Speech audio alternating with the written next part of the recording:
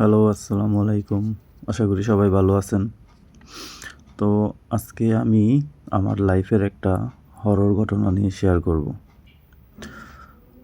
সেটা ছিল 2018 সাল, চট্টগ্রাম পতেঙ্গা থেকে রাত 12টা বাজে বাসার উদ্দেশ্যে রওনা দিয়েছিলাম আমরা 3টা বাইকে 4 জন। তো আমি একা ছিলাম।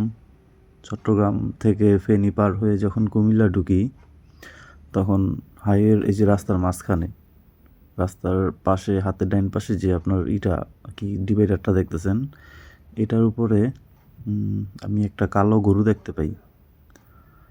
প্রায় মোটামুটি ভালো বড় ছিল গরুটা। তারপরে এখান থেকে দেখে তো ফার্স্টে ভাবছি যে নর্মাল গরু থাকতেই পারে, কিন্তু তখন মাথায় ঢোকে নাই যে এত রাত্রে কেন এখানে একটা গরু থাকবে। তারপরে আস্তে আস্তে সামনে যেতে থাকি। প্রায় 10 থেকে 12 মিনিট পরে আবার সেম পজিশনেই সেমভাবেই একটা গরু দাঁড়া রয়েছে। তো ওইটা দেখার পরে মাথার মধ্যে হঠাৎ করে ঢুকলো যে আমি তো একটা গরু অনেক দূরে দেখে আসছি। হাইওয়েতে রাইড করতেছি 10 মিনিট বা 12 মিনিট, তো প্রায় 18 থেকে 20 কিলোমিটার আইসা পড়ছি। তারপরে আবার আবার সেম কালারের গরু, কালো কালার, সেম পজিশনেই দাঁড়া রয়েছে। তখন মাথার মধ্যে আর কি ঢুকলো যে এটা কী দেখলাম আমি, এটা কি আসলেই গরু নাকি অন্য কিছু। যাই হোক, তো এগুলো ভাবতে ভাবতে সামনে আসলাম। অনেকখানি আসার পরে হঠাৎ করে দেখি রাস্তার মাঝখানে একটা কালো মানুষের মতো কি জানি পার হয়ে গেল। তো সেটা দেখা তারপরে একটু ভয়ই লাগতেছিল যে কী হইব। তারপরে আবার অনেকখানি সামনে আসলাম। আসার পরে দেখি একটা মানুষ কালো পতাকা নিয়ে দাঁড়া রয়েছে। তো ওইটা দেখার পর অনেক ভয় পেয়ে গেছি যে রাত্রে প্রায় 3টার দিকে কালো পতাকা হাতে তো মানুষ থাকার কথা না, তাও আবার একজন।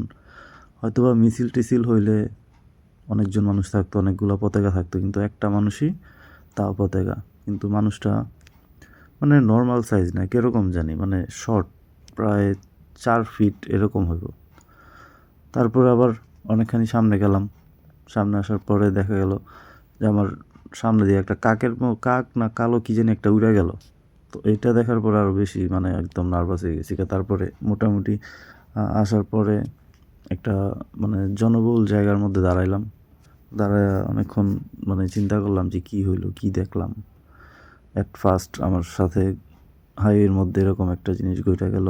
মানে আর আমার সাথে যে 2টা বাইক ছিল, ওই 2টা বাইক আমার রেখে আরও সামনে চলে গেছে। মানে আমি তাদেরকে ফোন দিতেছি কিন্তু তারা ফোন ধরতেছিল না, হয়তো বা রানিংয়ে ছিল। কিন্তু প্রবলেম হচ্ছে আমি একা পড়ে গেছিলাম, আর এই জন্য ভয়টা বেশি কাজ করতেছিল। তারা হয়তো বা সাথে থাকলে এরকম ভয়টা লাগতো না। তো এটা ছিল আমার 2018 সালের ঘটনা। কী ছিল, কী দেখছিলাম এগুলা হয়তোবা নর্মাল কিছু না, খারাপ কিছু একটা হইতে পারে। যাই হোক, পরে আর এরকম কিছু হয় নাই। তারপরে থেকে হাইওয়েতে চলতে গেলে আল্লাহর রহমতে আর এরকম কিছু ফেস করি নাই, দেখিও নাই। যাই হোক, সবাই ভালো থাকবেন এবং সাবধানে রাইড করবেন রাত্রেবেলা।